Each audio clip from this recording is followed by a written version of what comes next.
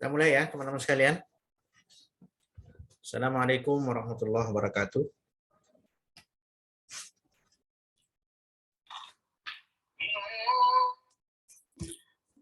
Alhamdulillah wassalatu wassalamu ala Rasulillah. Asyhadu an la ilaha illallah wahdahu la syarikalah. Al-Malikul Haqqul Mubin. Asyhadu anna Muhammadan abduhu wa rasuluh. La nabiyya wa la rasula ba'du wa ba'd. Baik teman-teman sekalian, kita melanjutkan perkuliahan kita pada malam hari ini khusus untuk kelas G yang memang didesain pada teman-teman yang mengambil kelas online ya. Dan insya Allah pada malam hari ini kita akan membahas topik tentang pluralisme hukum ya. Tentu dari slide ini tidak akan semua saya bahas karena sebagian besar menurut hemat saya sangat mudah dipahami. Cuma mungkin saya akan ingin memberikan pendalaman terhadap beberapa slide ya, supaya teman-teman bisa memberikan atau mencermati lebih jauh tentang bagaimana menggunakan sebuah teori untuk melakukan analisis terhadap aturan-aturan hukum. Jadi seperti yang Anda ketahui bahwa mata kuliah pengantar hukum Indonesia ini akan diakhiri dengan ujian akhir semester yang memperlakukan setiap mahasiswa secara individu itu menerbitkan apa yang disebut dengan artikel atau jurnal ilmiah. Ya, walaupun itu baru berupa draft ya. Nah, untuk membahas atau untuk mencapai target itu, maka harapan saya adalah ada penugasan minimal 2 kali sebelum mid semester dan 2 kali sebelum ujian akhir semester secara berkelompok. Harapannya dengan tugas berkelompok itu, teman-teman bisa mendapatkan gambaran yang utuh terkait dengan bagaimana kita bisa membuat artikel ilmiah. Nah, materi pada malam hari ini itu berkenaan dengan kemampuan dan kemahiran untuk mengenali beberapa sejumlah konsep-konsep inti dalam pluralisme hukum. Ya.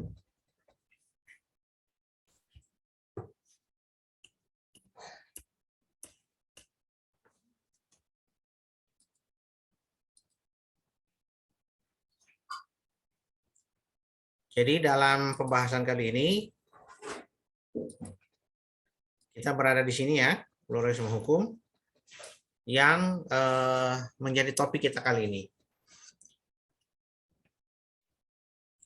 Ini sejumlah bahan bacaan referensi yang saya sangat sarankan Anda untuk membacanya ya. Jadi seperti yang Anda ketahui bahwa saya tidak mewajibkan bahan pustaka untuk semester ini karena memang kita sedang menyusun satu pembelajaran atau satu modul yang memang boleh dibilang itu adalah usaha kita untuk memberikan ciri khas pada HES gitu ya. Jadi PHI tapi PHI dalam kekhasan sebagai HES gitu. Jadi seperti yang teman-teman ketahui bahwa HES itu merupakan salah satu juru prodi yang ditawarkan kepada mahasiswa agar mahasiswa mendapatkan kemahiran dan kecakapan serta kemampuan berkarya dalam bidang hukum ekonomi syariah. Ini saya beri ilustrasi sedikit ya. Untuk membedakan bagaimana orientasi teman-teman sekalian pasca menjadi lulusan dari HES gitu ya. Ya. Jadi ada kemahiran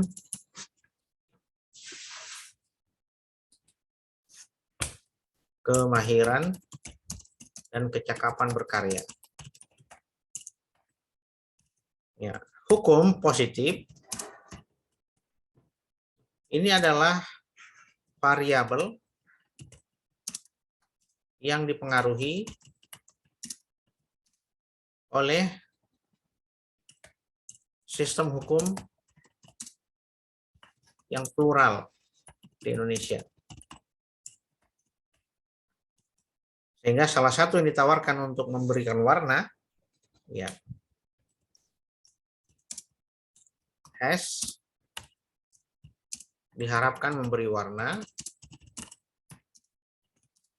pada hukum positif.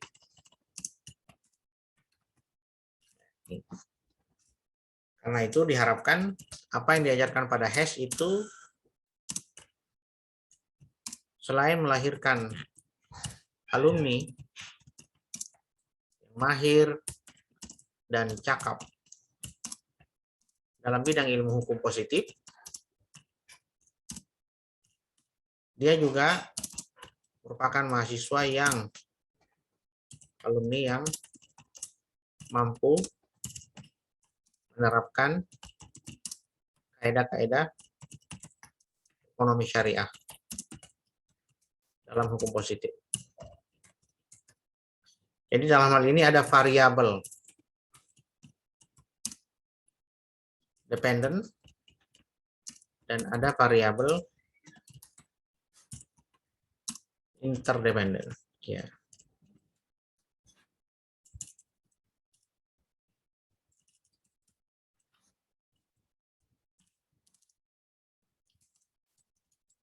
Nah, oleh karena itu di dalam mata kuliah kita berharap Hess ini benar-benar menjadi satu motor ya, satu penggerak gitu. Karena dia diharapkan memberi warna pada hukum positif.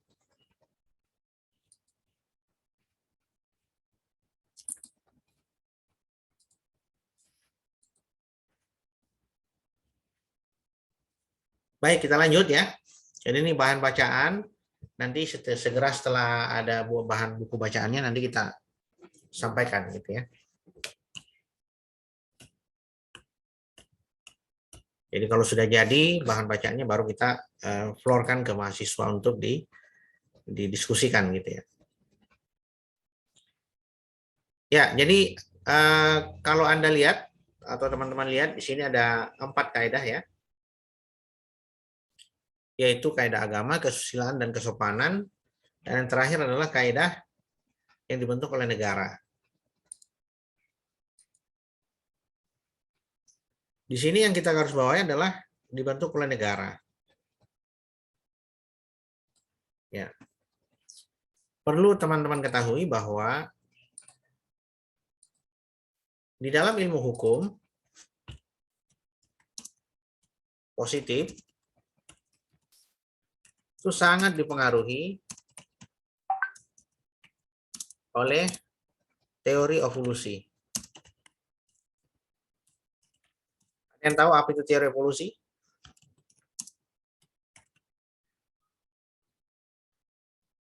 Teori evolusi adalah teori yang menjelaskan, dicetuskan oleh Darwin, yang menjelaskan bahwa manusia itu berkembang melalui primata, kemudian berevolusi menjadi Homo sapiens, kemudian berevolusi menjadi manusia modern.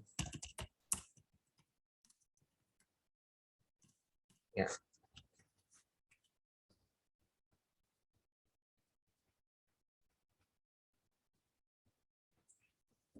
Demikian juga dalam ilmu hukum terjadi apa yang disebut dengan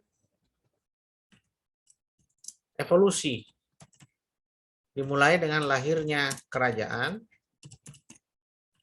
kemudian muncul gereja atau yang disebut dengan nomokrasi ya, agama negara berdasarkan agama. Kemudian muncul lagi adalah negara atau republik. Nah, khusus republik ini, teman-teman yang saya hormati, bahwa republik ini asal katanya dari res publica. Ya, res artinya pemerintahan, kemudian publica artinya, res artinya rakyat ya.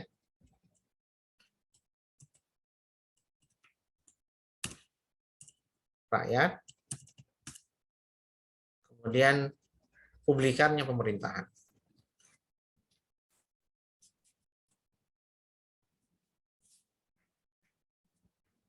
Ya. Nah, ingat bahwa res publica ini juga mengandung satu doktrin tersendiri yang mengatakan bahwa Vox Populi Vox Dei. Ya. Vox Populi Vox Dei. Suara Tuhan adalah suara rakyat adalah suara Tuhan. Ini artinya ya.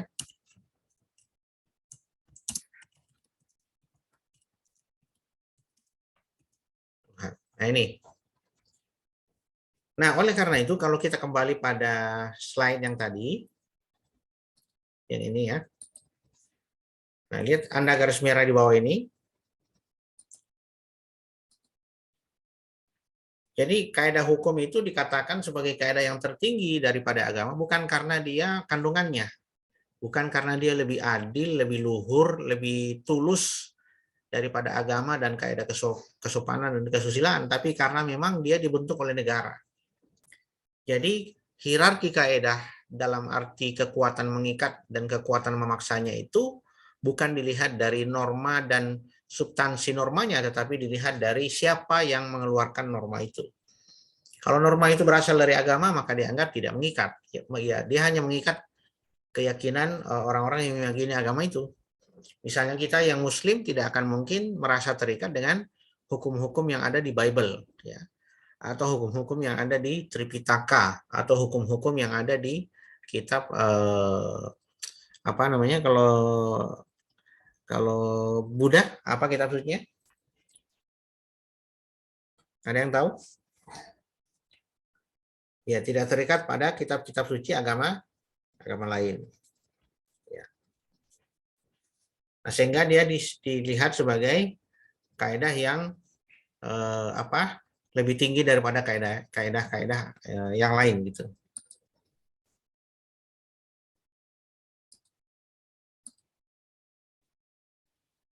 Baik, kita lanjut ya.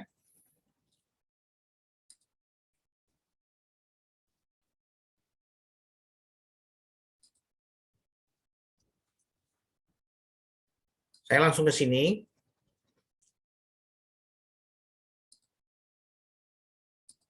Nah, ini teman-teman perlu memahami konsep hukum ya. Ini konsep hukum berdasarkan pengertian.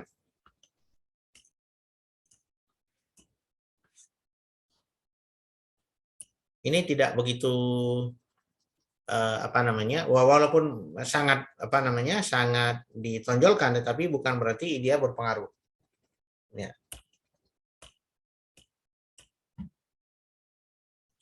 Jadi hukum secara bahasa itu artinya peraturan, patokan, undang-undang tertulis, sama keputusan atau pertimbangan hakim. Ya. Itu hukum dalam kamus ya. Nah, kita belajar lebih jauh untuk pengantar hukum Indonesia ini, kita mengajarkan pada mahasiswa tentang konsepnya, bukan pengertiannya. Karena konsep itu ingat selalu merujuk pada fungsi. Selalu merujuk pada fungsi. Jadi kita akan mengajarkan konsepnya. Nah, di sini hukum akan dilihat menjadi 5 bagian, yaitu asas, norma, kemudian putusan hakim, kemudian ini pola perilaku dan manifestasi makna simbolik. Ya. Kalau kita ilustrasikan dalam whiteboard seperti ini ya.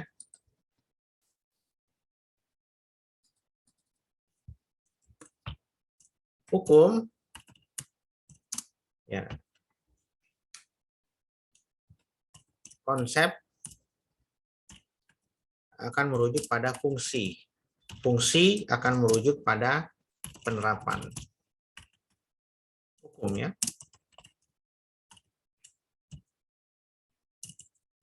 Nah, di antara konsep itu yang pertama adalah hukum dilihat sebagai asas. Asas. Apa hukum dilihat sebagai asas? Hukum itu adalah asas-asas universal yang diterima oleh semua masyarakat atau semua orang. Misalnya di sini universal ya, atau kodrati. Ya. Kemudian maksudnya kodrati itu secara kodrat kita sejak awal melihat berdasarkan common sense atau pertimbangan akal sehat ya, nanti kita akan menganggap itu sebagai sesuatu yang baik gitu. Jadi universal kodrati misalnya kejujuran. Kemudian bakti pada orang tua. Ya, ini. Ini kan hukum dilihat sebagai asas kodrati atau asas universal. Dimanapun orang yang jujur pasti akan dihargai. Dimanapun Anda yang menghormati orang yang menghormati orang tuanya, itu akan dihormati. Aku dimuliakan. Nah, kemudian yang kedua adalah hukum dilihat sebagai norma. Ya, nanti kita akan banyak berbicara tentang norma ini sebagai objek kajian ilmu hukum. Kemudian yang ketiga, hukum dilihat ya putusan pengadilan atau disebut law in concreto. Kemudian yang keempat, hukum dilihat sebagai perilaku. Kemudian yang kelima, hukum dilihat sebagai manifestasi makna simbolik. Ya. Untuk nomor 1, 2, 3, ini menunjukkan hukum objek kajiannya adalah norma. Sedangkan 4 dan 5 menunjukkan bahwa objek kajiannya adalah perilaku empiris, ya, atau perilaku yang indrawi dilihat. Misalnya kita melihat perkara beberapa waktu yang lalu, saya mencontohkan ya di Pulau Jawa, misalnya dia merantau ke Kalimantan, kemudian di Kalimantan dia menikahkan anaknya, lalu kemudian dia merasa menghadirkan perlu melaksanakan upacara sesuai dengan upacara asal usulnya, itu budaya Jawa atau adat Jawa. Nah, itu adalah dalam ilmu hukum bisa dilihat sebagai hukum karena dia perilaku yang ajak, perilaku yang terpola. Ada keyakinan yang mendasari orang itu melakukan sesuatu. Tidak mungkin orang melakukan sesuatu tanpa ada keyakinan atau minimal ada motif gitu. Nah, kalau kita kembali pada slide ini, nanti teman-teman pada saat melakukan riset atau menulis artikel itu nanti perlu memilah tadi. Ya. Oh, kalau saya di sini di nomor 1 ini,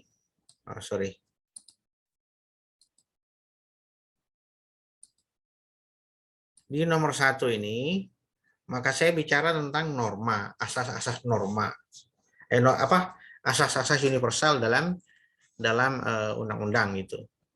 Nah, sehingga nanti bisa, misalnya saya beri contoh ya, tulisan Anda itu misalnya judulnya memahami ya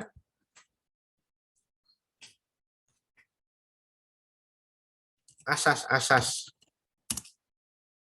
universal dalam undang-undang masyarakat hukum adat. Ya. Nah, di sini kita bisa melihat ada hubungan kausalitas. Hubungan kausalitas itu yang pertama adalah variabel mandiri, yaitu hukum ya.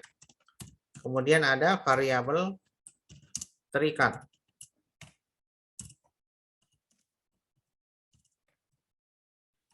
yaitu asas-asas hukum itu, atau asas-asas ya. Jadi tadinya kita hanya melihat suatu undang-undang, tapi tiba-tiba kemudian kita memasukkan seperti orang mau pakai kacamata ya, kacamata hitam misalnya. Ya, ketika dia menggunakan kacamata hitam, konsekuensi logisnya dia menggunakan perspektif warna hitam putih. Ya. Nah, di sini kita bisa melihat hukum itu sebagai variabel yang terikat dengan asas. Jadi bagaimana asas itu melahirkan norma. Ya, jadi Kalau judulnya begini, maka problem statement-nya adalah, ini sekedar contoh ya, kalau Anda nanti menulis, problem statement itu sama dengan rumusan masalah. Ya. Problem statement-nya bisa, misalnya, bagaimanakah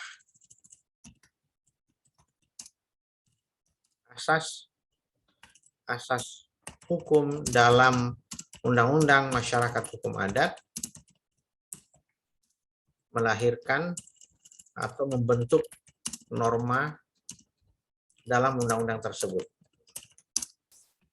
Dari sini teman-teman sudah bisa mengambil satu angle atau satu sudut berpikir. Saya sering menyebutnya sebagai pojok ya. Kita mau melihat, misalnya mau melihat Ka'bah ya, melihat Ka'bah itu kita mau melihatnya itu dari sisi mana gitu. Jadi mengambil perspektif apa gitu. Nah, di dalam tulisan ini teman-teman sudah mulai mencoba tentang bagaimana kita memahami asas-asas universal. Jadi ini spesifik kan? Ya. Dan undang-undangnya itu masyarakat hukum adat. Ya, ini jadi ada adat. Jadi hubungan kausalitasnya adalah asas-asas universal yang diambil dari hukum adat. Apa saja sih? Gitu. Ya. Jadi asas-asas universal yang diterima oleh masyarakat hukum dalam undang-undang masyarakat hukum adat. Nah, apa yang nanti kita butuhkan? Yang kita butuhkan adalah berarti asas-asas universal itu disesuaikan dengan piagam HAM dari PBB gitu. Ya.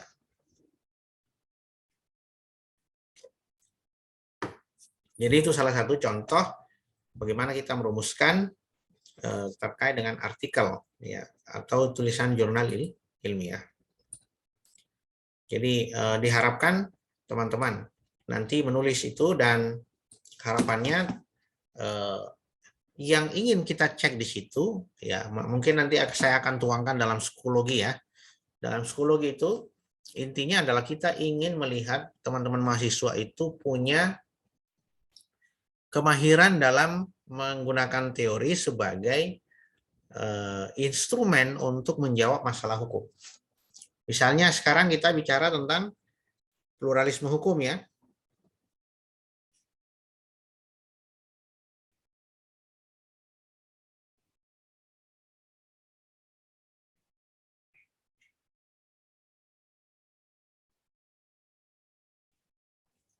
Ya, nanti di dalam pluralisme hukum itu kita akan belajar konsep-konsep inti tentang bagaimana pluralisme itu diterapkan atau bagaimana rujukan pluralisme itu dalam hukum di Indonesia, gitu ya.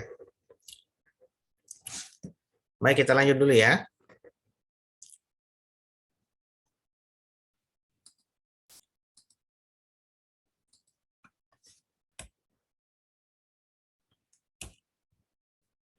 Nah, saya berharap teman-teman di rumah sambil dilihat ini bagan yang terutama yang berwarna pink. Karena itu adalah pengklasifikasian hukum menurut pembidangan masing-masing. Ya. Jadi ada sekitar 8 bidang dan klasifikasi hukum yang dijelaskan oleh para ahli atau para pakar. Nanti silahkan dibaca ya. Nanti dibaca, ini dibaca maksud saya, tapi tolong ditanyakan kalau ada yang tidak dipahami. Nah, sampailah kita pada konflik antar sumber hukum. Ini penting sekali karena kita akan memasuki wilayah pluralisme hukum yang artinya di situ terdapat 3 sistem hukum, yaitu sistem hukum Islam, sistem hukum adat, dan sistem hukum Eropa. Nah, mari kita beri ilustrasi ya.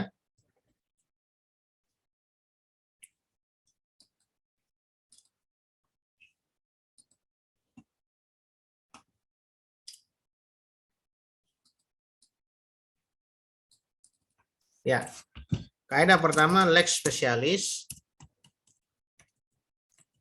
derogat, lex generalis. Artinya aturan yang khusus menderogasi. Nah, ini disebut dengan metode derogasi.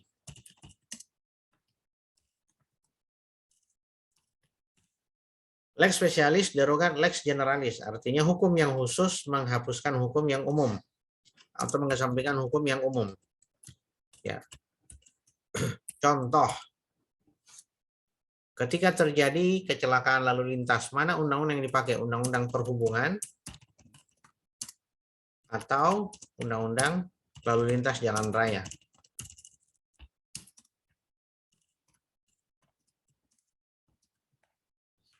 Ada yang tahu? Silakan kalau ada yang tahu. Mana yang didahulukan atau mana yang ketika terjadi kecelakaan lalu lintas, mana yang digunakan? Undang-undang perhubungan atau undang-undang lalu lintas? Lalu lintas, Pak. Lalu lintas. Oke, lalu lintas ya. Alasannya apa? Karena Undang-undang khusus. betul, karena undang-undang khusus ya. Ada lagi yang lain? Alasannya karena lebih operasional. Ingat teman-teman sekalian, hukum ketika dihubungkan dengan fakta, maka untuk menerapkannya diperlukan norma yang operasional.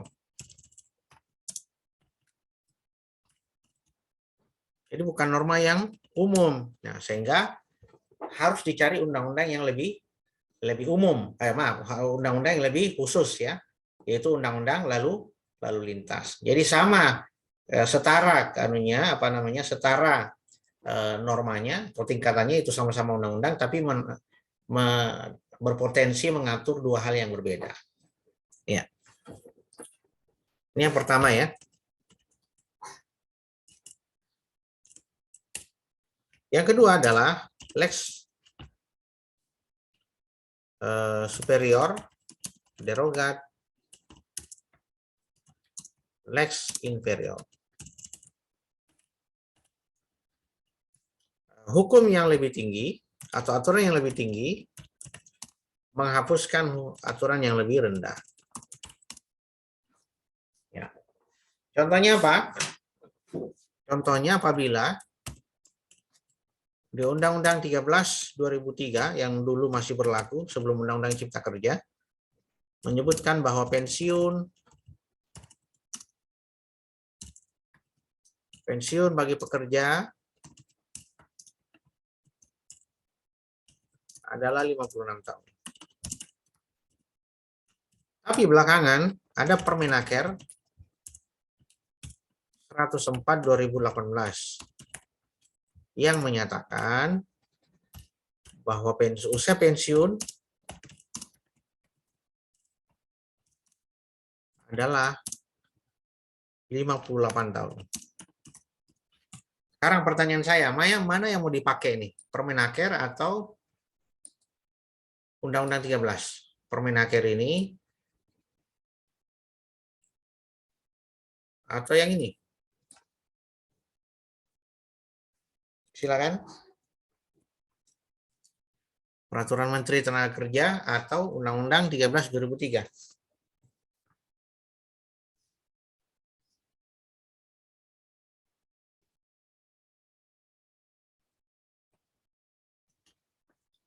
Ada yang tahu? Silakan. Mana yang diunggulkan apabila terjadi benturan norma antara peraturan pemerintah dengan undang-undang? Misalnya ya. Maka yang dimenangkan adalah undang-undang yang lebih tinggi, yaitu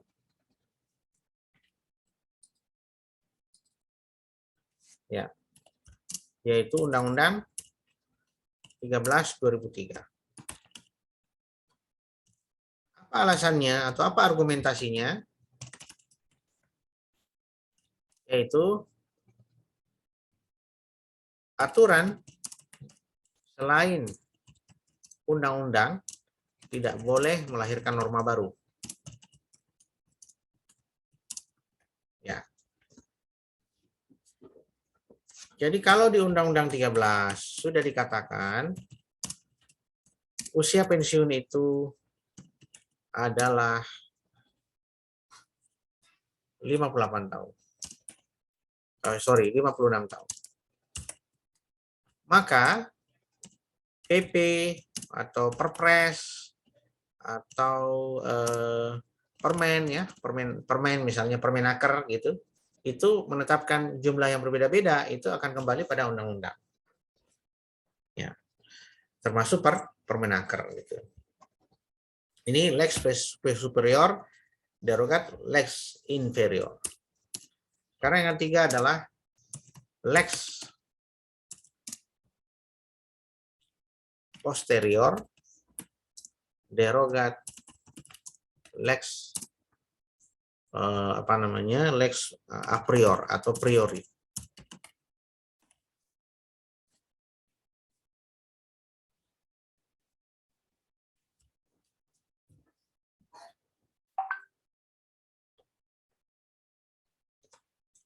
Sebagai contoh,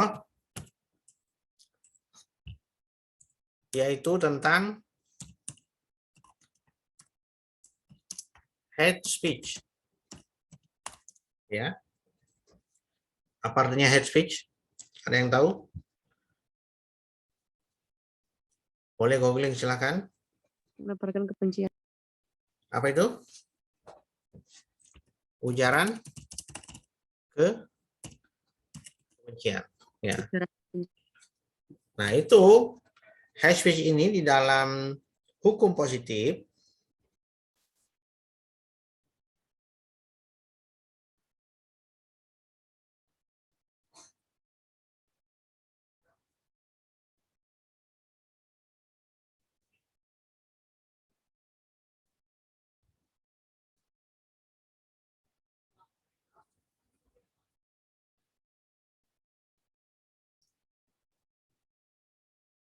ada di dalam pasal 318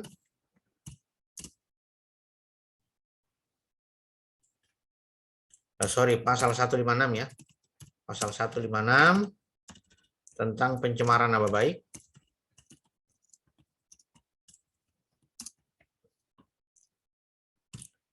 Ada juga pasal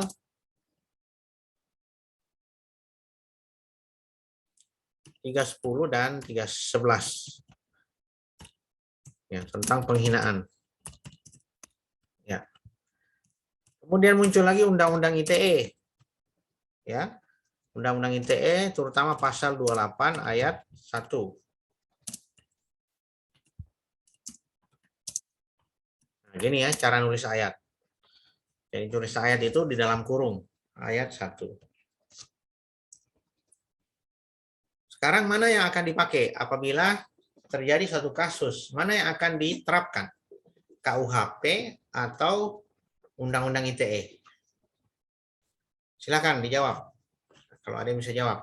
Maksudnya untuk pembelajaran bersama ya. Jadi bukan berarti yang jawab tidak belajar atau yang jawab aja yang belajar.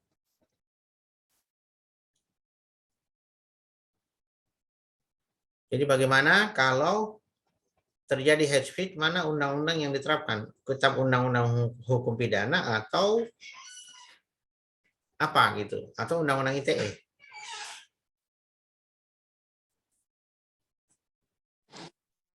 ITE mungkin, Pak. ITE, Pak. Pak. Dan ITE. Pak. ITE. Oke, berarti undang-undang ITE betul ya. Ya, bagus ya. Nah, nih.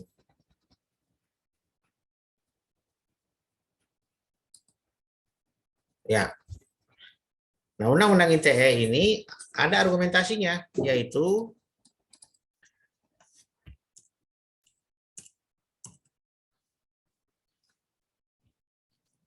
KUHP versus undang-undang ITE. Ini argumentasinya adalah karena aktualitas. Jadi aktualitas itu merupakan dasar ya, dasar menerapkan hukum.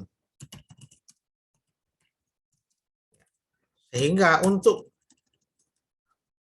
dapat menerapkan hukum ini, maka muncul ada doktrin yang disebut dengan fiksi hukum.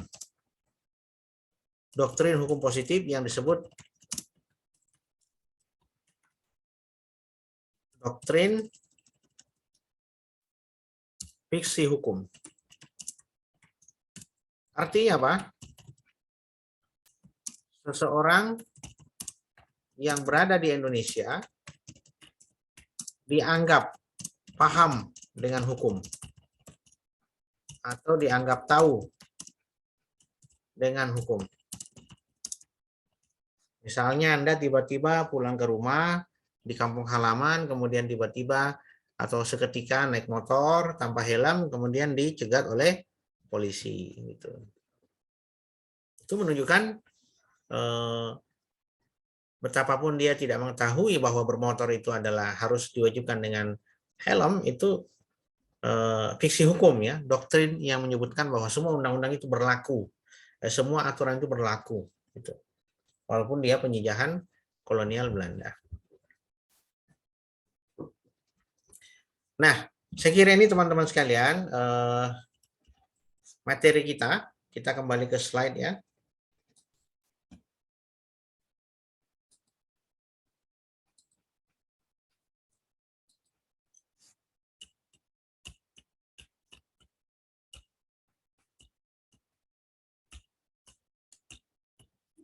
Ini silakan nanti dibaca ya teman-teman sekalian, sambil tadi bahan-bahan bacaan yang tadi saya kemukakan itu juga dibaca.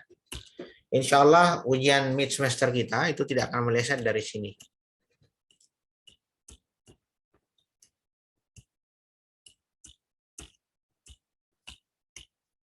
Nah ini teman-teman sekalian, ini yang saya ingin perlihatkan ya. Nah, di dalam sistem hukum, pluralisme hukum di Indonesia itu diakui oleh Undang-Undang Dasar 1945. Ini Pancasila letaknya harus di atas karena dia merupakan falsafah ya, yang harus melihat semua sisi dari aspek-aspek kehidupan kebangsaan. Nah, pasal untuk hukum agama atau hukum moral ini berlaku dalam sebagaimana pasal 28E Undang-Undang Dasar 1945. Jadi direvisi kemudian ditambahi pasal 1. Satu pasal itu 28E. Yang pasal 28 ini mengisyaratkan bahwa agama itu dipeluk sesuai dengan keyakinan dan negara memfasilitasi agama untuk menyampaikan undangan atau melaksanakan ibadah gitu. Kemudian di pasal 1 ayat 2 Undang-Undang 1945 Undang-Undang Dasar ya, itu juga dikemukakan bahwa negara, kedaulatan rakyat ada di tangan negara dan dilakukan sepenuhnya oleh eksekutif ya. Ini penting untuk dicermati ya. Jadi negara itu merupakan anak kandung dari abad pencerahan di Eropa sebagai wujud ketidakpuasan terhadap gereja. Nah, gereja ini bisa dalam bentuk kekuasaan feodal maupun gereja dalam bentuk demokrasi atau negara berdasarkan agama. Sedangkan hukum adat itu bisa Anda lihat dalam pasal 18B dan pasal 28I Undang-Undang Dasar 45 terutama ayat 3 gitu. Nah, teman-teman, inilah esensi dari seluruh pelajaran kita pada seluruh slide ini sebenarnya esensinya ini. Ya. Melihat bagaimana eksistensi pluralisme hukum dalam satu sistem hukum nasional yaitu hukum Indonesia. Saya kira ini teman-teman sekalian materi kita, nanti silahkan dibaca. Nah, kita masih punya banyak waktu ini, silahkan kalau ada yang ingin ditanyakan, mungkin ada bahasa yang terlalu ilmiah atau mungkin tidak dipahami, silahkan ditanyakan. Juga mungkin hal-hal lain yang terkait dengan perkuliahan. Silahkan. Pak, izin bertanya. Oke. Kan tadi Pak, kan materinya nanti di-share nggak? Oke, nanti di-share. Di SC apa di mana, Pak? Oh, ini rekaman maksudnya? J. Oh iya, nanti di rekaman ya, di YouTube ya. Kalau FB nanti di YouTube aja ya. Nanti kita Pak, link YouTube-nya di-share nggak? Oke. Pripun, Mbak? Kan tadi kan ada tugas kelompok kan, Pak. Nggih, nggih. Nah, itu pembagiannya gimana? Nah, ini kan kelas G online ya. Kira-kira kalau kita pertemuan tatap muka 1 kali aja, bisa kah? Bisa, Pak. Bisanya kapan?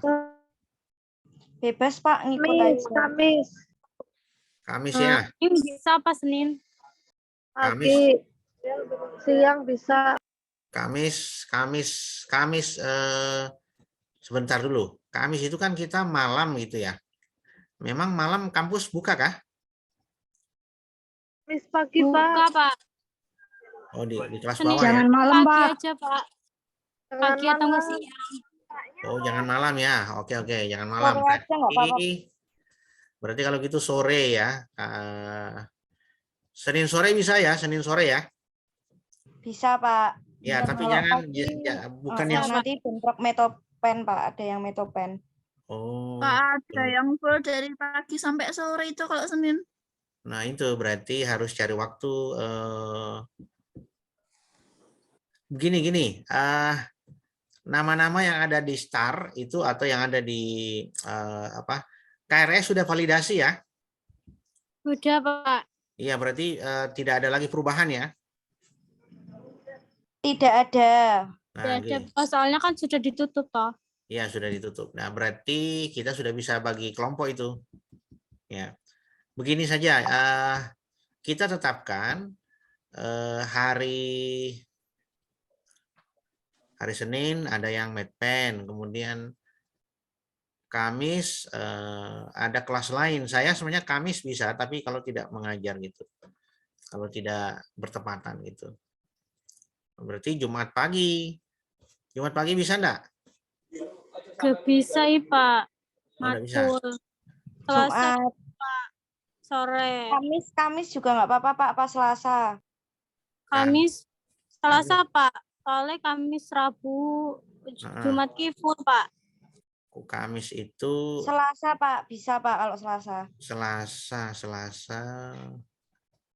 Selasa sore ya? Ya. Oke. Bagaimana yang lain Selasa sore? Nggak bisa, Pak. Ada matkul. Kelas online. Iya ya, berarti kan karena kelas online sih ya, jadi memang atau gini aja, nanti pembagian kelompok kita lakukan secara online aja ya, secara daring aja ya. Iya, Pak. Nggak apa-apa. Jadi biar semua bisa ikut, karena kalau sudah validasi KRS kan berarti sudah tidak ada perubahan gitu. Itu dulu ya, teman-teman sekalian. Saya berharap nanti kita bisa membagi kelompok dan daring ini tidak mengurangi keseriusan kita. Saya kira demikian, nanti saya kirimkan linknya ya di Telegram ya. Assalamualaikum warahmatullahi wabarakatuh. Waalaikumsalam. Terima kasih, Pak.